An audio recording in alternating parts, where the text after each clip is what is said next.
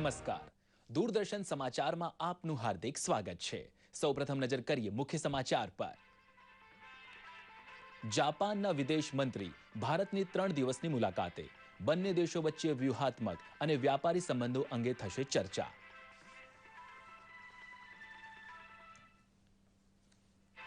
હરિશંકર બ્રહ્મા બન્યા દેશના નવા મુખ્ય ચૂંટણી કમિશનર. 2 વર્ષની યશસ્વી કારકિર્દી બાદ સેવાનિવૃત્ત થયેલા વી.એસ. સંપતના સ્થાને થઈ નિયુક્તિ. રાજપીપળાને કોલેરાગ્રસ્ત જાહેર કરતા જિલ્લા કલેક્ટર. ગંદકી અને દૂષિત પાણી અંગે તંત્રે દુર્લક્ષ્ય સેવતા રોગચાળો બન્યો વિકરાળ.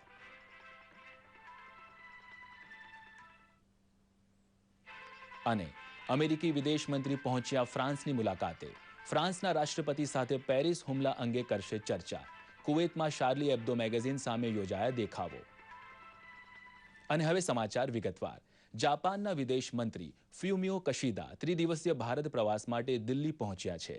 તેમની આ મુલાકાત દરમિયાન ભારત અને જાપાન વચ્ચે રાજકીય મુદ્દાઓ અંગે વાતચીત થશે. સાથે જ ભારત અને જાપાનના પ્રધાનમંત્રીઓ વચ્ચે સપ્ટેમ્બર મહિનામાં થયેલી સમજૂતીઓ અંગે ચર્ચા થશે. વિદેશ મંત્રી સુષ્મા સ્વરાજ જાપાની વિદેશ મંત્રી સાથે દ્વિપક્ષીય સંબંધો અને ભારતમાં જાપાની રોકાણને બમણું કરવા સંબંધે ચર્ચા કરશે. ઉલ્લેખનીય છે કે ગત સપ્ટેમ્બર માસમાં પ્રધાનમંત્રી નરેન્દ્ર મોદીના જાપાન પ્રવાસ દરમિયાન જાપાને ભારતમાં રોકાણ બમણું કરવાની સાથે જ ભારતમાં વિકાસ પરિયોજનાઓ માટે 5 વર્ષમાં $35 બિલિયન આપવાનું વચન આપ્યું હતું અને બંને દેશોએ સંરક્ષણ સહિતના વિભિન્ન ક્ષેત્રોમાં પરસ્પર સહકાર વધારવાનો નિર્ણય કર્યો હતો. વરિષ્ઠ ચૂંટણી કમિશનર હરિશંકર બ્રહ્માની ભારતના નવા મુખ્ય ચૂંટણી કમિશનર તરીકે વરણી કરાઈ છે. રાષ્ટ્રપતિ પ્રણવ મુખર્જીએ ગઈકાલે હરિશંકર બ્રહ્માને નવા મુખ્ય ચૂંટણી કમિશનર તરીકે જાહેર કર્યા હતા. હરિશંકર બ્રહ્મા આજે પોતાનો કાર્યભાર ગ્રહણ કરશે. ભારતીય પ્રશાસનિક સેવાની 1975ની બેચના અધિકારી બ્રહ્મા મૂળ આસામના રહેવાસી છે. આ પૂર્વે ગઈકાલે આશરે છેલ્લા 2.5 વર્ષથી મુખ્ય ચૂંટણી કમિશનર રહેલા વી.એસ. સંપત સેવાનિવૃત્ત થયા હતા. આ પ્રસંગે વી.એસ. સંપત જણાવ્યું હતું કે ચૂંટણી પ્રણાલીને તમામ લોકો માટે સમાન અને ન્યાયસંગત બનાવવા માટે હવે જરૂરી બની ગયું છે કે ઉમેદવારોની સાથે પક્ષના ચૂંટણી ખર્ચ પર ધ્યાન રાખવામાં આવે. ડેરા સચ્ચા સોદા પ્રમુખ ગુરમીત રામ રહીમસિંહની film the messenger of God પર મુકાયેલ પ્રતિબંધને ફિલ્મ સર્ટિફિકેટ એપેલેટ ટ્રિબ્યુનલે હટાવી દીધો છે. આ સાથે જ આ ફિલ્મ આજે રિલીઝ થઈ રહી છે. ફિલ્મનું પ્રમોશન કરતા ગુરમીત રામ રહીમસિંહે જણાવ્યું હતું કે ફિલ્મનું નિર્માણ માનવીય મૂલ્યોને વેગ આપવાના ઉદ્દેશથી કરાયું છે. બીજી તરફ સેન્સર બોર્ડ પ્રમુખ લીલા સેમસેને પોતાના પદ પરથી રાજીનામું ધરી દીધું છે. લીલા સેમસેને 1 એપ્રિલ 2011ના રોજ સેન્સર બોર્ડના પ્રમુખ તરીકેનો કાર્યભાર સંભાળ્યો હતો. લીલા સેમસનના રાજીનામા અંગે પ્રતિક્રિયા આપતા સૂચના તેમજ પ્રસારણ રાજ્યમંત્રી રાજ્યવર્ધન રાઠોરે જણાવ્યું હતું કે સેન્સર બોર્ડના નિર્ણયને હંમેશા માન આપવા સાથે મંત્રાલયે કદી તેમના કામમાં હસ્તક્ષેપ કર્યો નથી. દિલ્હીમાં ભાજપાએ આમ આદમી પાર્ટીને સૌથી મોટો ઝટકો આપ્યો છે. એક સમયના આપના નેતા અને દેશના પ્રથમ મહિલા આઈપીએસ અધિકારી કિરણ બેદી ભાજપમાં જોડાઈ ગયા છે. તેમને સાથે કેટલાય કાર્યકરોએ પણ કિરણ બેદીની સાથે ભાજપમાં પ્રવેશ કર્યો છે. દિલ્હીના રાજકારણ અંગે પ્રસ્તુત છે એક અહેવાલ. દિલ્હીમાં ભલે વાતાવરણ ઠંડુ હોય પણ રાજકીય વાતાવરણમાં ગરમાવો આવી ગયો છે. દિલ્હીની ચૂંટણીની તારીખ જાહેર થતાની સાથે જ તમામ પક્ષો રાજકીય દાવ પેચમાં લાગી ગયા છે. એક બેઠકની ગણતરી કરીને દિલ્હીની ગાડી કઈ રીતે હાંસલ કરવી તેવા સમીકરણો રચાવા લાગ્યા છે. આમ આદમી પાર્ટીને મોટો ફટકો ત્યારે પડ્યો જ્યારે કિરણ બેદી સહિત આપના અનેક કાર્યકરો ભાજપામાં સામેલ થઈ ગયા. ભાજપાના રાષ્ટ્રીય અધ્યક્ષ અમિત શાહે જાહેરાત કરી હતી કે તેઓ ચૂંટણી પણ લડશે. किरण बेदी जी ने आज भारतीय जनता पार्टी में प्रवेश किया है. वो भारतीय जनता पार्टी की ओर से चुनाव भी निश्चित लड़ेगी. मुख्यमंत्री कौन बनेगा वो फैसला पार्लियामेंट्री बोर्ड का अधिकार क्षेत्र है. पार्लियामेंट्री बोर्ड इसका निर्णय करे. કેન્દ્રીય નાણામંત્રી અરુણ જેટલીએ કહ્યું હતું કે કિરણ બેદી જેવા વ્યક્તિઓ ભાજપા સાથે જોડાઈ ગયા છે તેથી પાર્ટી મજબૂત બનશે. भारतीय जनता पार्टी को ऐसे अनुभवी और विश्वसनीय व्यक्ति के साथ शामिल होने से काफी शक्ति और ताकत मिलेगी. કિરણ બેદીએ કહ્યું હતું કે તેઓ નરેન્દ્ર મોદીના પ્રેરણારૂપ નેતૃત્વને કારણે જ ભાજપામાં સામેલ થઈ રહી છે. आज मैं यहाँ हूं उनकी इंस्पिरेशनल लीडरशिप की वजह से.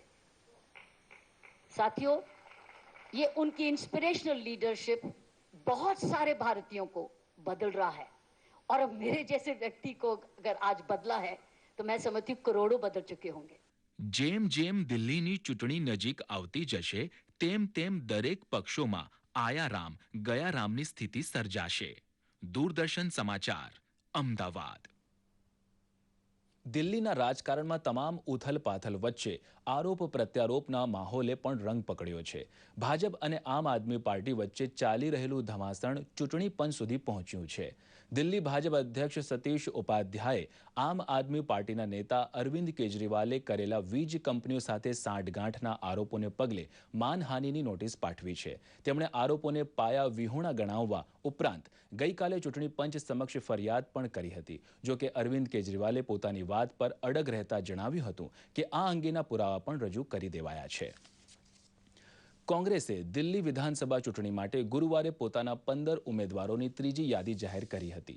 કોંગ્રેસે રાષ્ટ્રપતિ પ્રણવ મુખર્જીની પુત્રી શર્મિષ્ઠા મુખર્જીને ગ્રેટર કૈલાસ વિધાનસભા વિસ્તાર પરથી પોતાના ઉમેદવાર તરીકે જાહેર કર્યા છે, જ્યારે રાજેન્દ્રનગર વિધાનસભા બેઠક પરથી વરિષ્ઠ નેતા અને પૂર્વ મંત્રી રમાકાંત ગોસ્વામીના સ્થાને બ્રહ્મ યાદવને ટિકિટ અપાઈ છે. જમ્મુ કાશ્મીર સરહદે 200થી વધુ ત્રાસવાદીઓ ભારે હથિયાર અને દારૂગોળા સાથે ભારતમાં ઘૂસણખોરી કરવા ટાંપીને બેઠા છે. તેઓ ધડાકો ટોચના લશ્કરી અધિકારીએ કર્યો છે.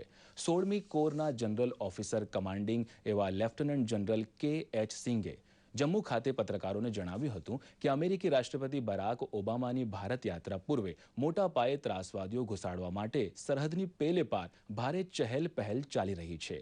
આઈએસઆઈ અને પાકિસ્તાની લશ્કરની મદદથી ભારતમાં ઘૂસેલા ત્રાસવાદીઓનો મકસદ ઓબામાની મુલાકાત વખતે શાળા, મંદિર તથા રહેણાંકના વિસ્તારોમાં ખૂનામરકી સર્જી હાહાકાર ફેલાવવાનો છે. પરંતુ લશ્કર એટલું સાવધ છે કે ત્રાસવાદીઓને હરગીઝ ફાવવા નહીં દેવાય. આમ આદમી પાર્ટીના નેતા કુમાર વિશ્વાસ દિલ્હી વિધાનસભા ચૂંટણીમાં આપના સ્ટાર પ્રચારક બનશે. કુમાર વિશ્વાસ 18 જાન્યુઆરીથી પ્રચાર અભિયાનની શરૂઆત કરશે. આ અંગે પત્રકારો સાથેની વાતચીતમાં કુમાર વિશ્વાસે ભાજપ અને કોંગ્રેસ પર કટાક્ષ કરતા અરવિંદ કેજરીવાલની ઉપલબ્ધિઓ ગણાવી હતી. નર્મદા જિલ્લાના મુખ્ય મથક રાજપીપળા શહેરમાં રોગચાળાએ માથું ઉંચક્યું છે. નર્મદા જિલ્લા કલેક્ટર દ્વારા જાહેરનામું પ્રસિદ્ધ કરીને શહેરની કોલેરાગ્રસ્ત જાહેર કરાયું છે, જ્યારે આસપાસના 10 કિલોમીટરના અંતરમાં 45 ગામોને કોલેરા ભયગ્રસ્ત જાહેર કરાયા છે. શહેરમાં કોલેરાના કારણે એક મહિલાનું મૃત્યુ થવા ઉપરાંત કોલેરાના કેટલાક નવા કેસો નોંધાતા આરોગ્ય તંત્ર દોડતું થઈ ગયું છે. કોલેરાગ્રસ્ત વિસ્તારોમાં પાણી ચકાસણી અને ક્લોરીનની ગોળીઓનું વિતરણ કરાઈ રહ્યું છે. દૂષિત પાણી અને ગંદકી હટાવવા માટે વારંવાર ફરિયાદો કરવા છતાં તંત્રે પૂરતું ધ્યાન નહીં આપતા રોગચાળો વકર્યો હોવાનું લોકો જણાવી રહ્યા છે. જ્યારે રોગચાળાને કાબૂમાં લેવા શક્ય તમામ પગલાં લેવાઈ રહ્યા હોવાનું સાફળે જાગેલા આરોગ્ય વિભાગનું કહેવું છે. અમારા ફરિયામાં કોઈ ગંદકી સાફ કરતું નથી. આ પહેલાં અમે અગાઉ પણ અરજી કરીને હટાવ્યું હતું ને ફરી પાછું ચાલુ કરવામાં આવેલ છે. તે તાત્કાલિક દૂર થવું જોઈએ. જો એમ દૂર થાય નહીં તો કોલેરાગ્રસ્ત જાહેર થયેલો છે અને કોઈ ફરિયાના કોઈ પણ વ્યક્તિને કોલેરા થઈ શકે એમ છે. ક્લોરિનેશન કરે, સફાઈ કરે એ અમારી માંગ છે. અને અમારા અહીંનું પાણી એટલું ખરાબ આવે છે કે એની સ્મેલ પણ સારી નથી આવતી.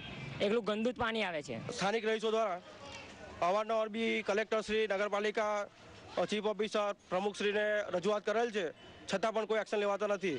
અમુક જગ્યાએ ક્લોરિનેશન જોવા મળ્યું, અમુક જગ્યાએ નથી જોવા મળ્યું. અને જ્યાં ક્લોરિનેશન નહીં જોવા મળ્યું ત્યાં ક્લોરિન ટેબ્લેટ આપી ઘરના દરેક સદસ્યને સમજાવ્યું કે પાણીમાં ટેબ્લેટ વાટીને નાખી અને ક્લોરિનવાળું જ પાણી પીવા સલાહ આપી. ઘરે ઘરે જઈને અમે નમૂના લઈને ટેસ્ટ ચેક કરીએ છીએ અને પીવાલાયક પાણી છે કે નહીં તે અમે તપાસ કરીએ છીએ. અને અમે અમારા તરફથી પીવાલાયક ના હોય તેના માટે અમે ક્લોરિનેશન કરવા માટે ગોળીને એ આપીએ છીએ.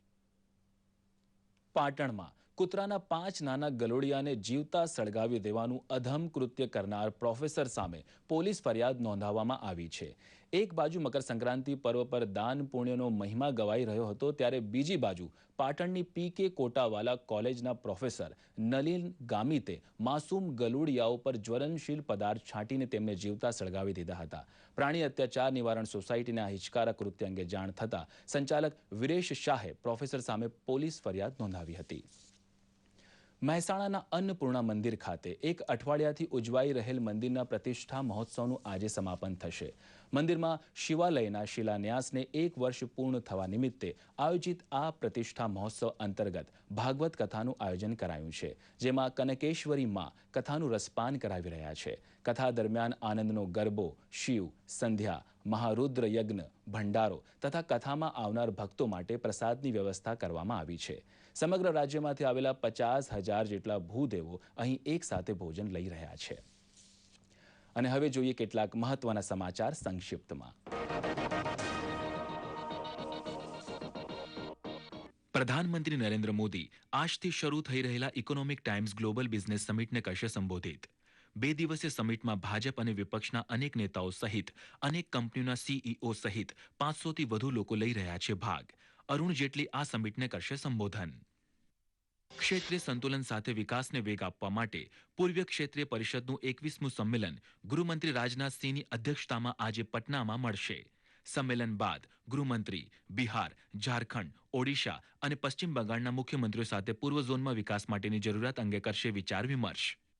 કેન્દ્રીય શહેરી વિકાસ મંત્રી એમ વેંકૈયા નાયડુ આજે નવી દિલ્હીમાં વિજ્ઞાન ભવનમાં શહેરી શાસન પર પરામર્શક કાર્યશાળાનું કરશે ઉદ્ઘાટન.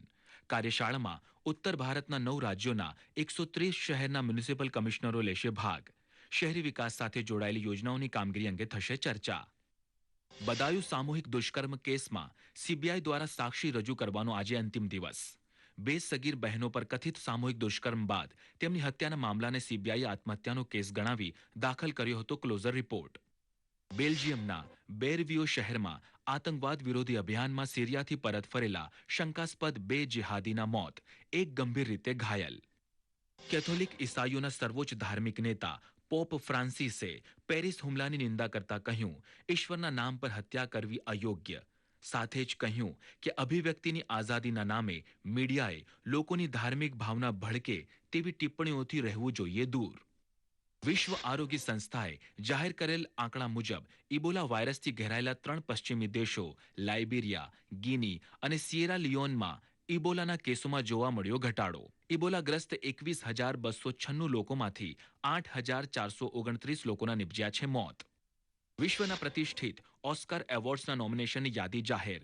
87માં ઓસ્કર એવોર્ડની દોડમાં સૌથી આગળ છે ફિલ્મ બર્ડમેન અને the grand Budapest hotel. Bharat તરફથી મોકલાયેલી જેકી ભગનાની ફિલ્મ યંગિસ્તાન ઓસ્કર રેસમાંથી બહાર. AR રહેમાન પણ સ્પર્ધામાંથી બહાર. 22 ફેબ્રુઆરીએ ઓસ્કર એવોર્ડની થશે જાહેરાત. કદાચ શિક્ષણના ફેલાવા જેટલું ધ્યાન આપણે ગુણવત્તા ઉપર નથી રાખ્યું. શાળા અને વિદ્યાર્થી બંનેના આંકડા ઉત્તરોત્તર વધે છે, પણ છોકરા શું શીખ્યા તે તપાસવાનો આપણે ત્યાં જાણે રિવાજ જ નથી.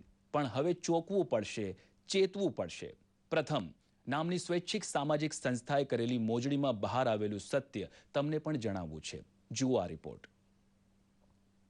શિક્ષણની સુધારણા માટે કરોડો રૂપિયા ખર્ચ કરવા છતાં સ્થિતિમાં કોઈ ફેરફાર થયો નથી.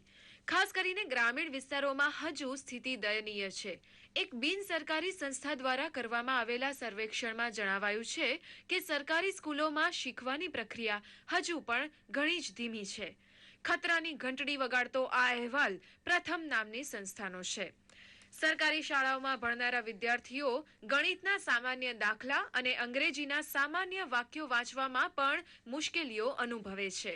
શિક્ષણની સ્થિતિના 2014ના અહેવાલમાં 15,000 સરકારી સ્કૂલોના 6 લાખ વિદ્યાર્થીઓને સાંકળી લેવામાં આવ્યા હતા. રિપોર્ટમાં કહેવામાં અમેરિકાના વિદેશ મંત્રી જ્હોન કેરી ફ્રાન્સના પ્રવાસે પહોંચ્યા છે. થોડા દિવસો પૂર્વ પેરિસમાં વ્યંગ પત્રિકા શાર્લી એબ્દોના કાર્યાલય પર થયેલા હુમલાને પગલે ફ્રાન્સના રાષ્ટ્રપતિ ફ્રાન્સવા ઓલાંદ સાથે તેઓ વાતચીત કરશે. શાર્લી એબ્દો મેગેઝિનના કાર્યાલયમાં થયેલા હુમલામાં માર્યા ગયેલા 12 લોકોના માનમાં પેરિસમાં આયોજિત વિશાળ રેલીમાં અમેરિકા તરફથી કોઈ મોટા નેતાએ ભાગ નહોતો લીધો. આ મુદ્દાને ધ્યાને લેતા પણ જ્હોન કેરીની ફ્રાન્સના રાષ્ટ્રપતિ સાથેની આ મુલાકાત મહત્વની મનાઈ રહી છે. તો બીજી બાજુ કુવેતમાં ઇસ્લામિક સમર્થકોએ ફ્રાન્સીસી દૂતાવાસ સામે શાર્લી એબ્દો પત્રિકાના પ્રથમ પેજ પર છપાયેલા મોહમ્મદ પૈગંબરના કાર્ટૂન વિરુદ્ધ વિરોધ પ્રદર્શન કર્યું હતું. તો આ હતા અત્યાર સુધીના સમાચાર. વધુ સમાચાર સાથે ફરી મળીશું. નમસ્કાર.